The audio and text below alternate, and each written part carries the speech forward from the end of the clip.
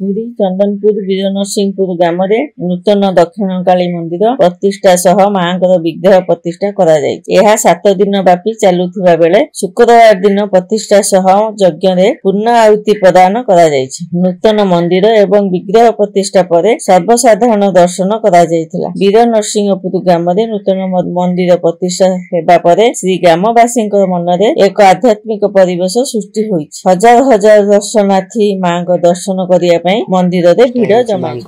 सर्वप्रथम मो फोकस एवं आपण फोकस हमर ये मीडिया इलेक्ट्रॉनिक मीडिया एवं आईना को अशेष धन्यवाद दूची जे आज पवित्र दिन में से आसी आमको उत्साहित करछंती एवं मंदिर संबंध जानवा इच्छुक एवं संवाद को चतुर्दिग प्रसारित करेंगे। तेणु ये अनुष्ठान आम माँ दक्षिणकाली जनसेवा ट्रस्ट तरफ मुझे हार्दिक अभिनंदन ज्ञापन करुच्ची।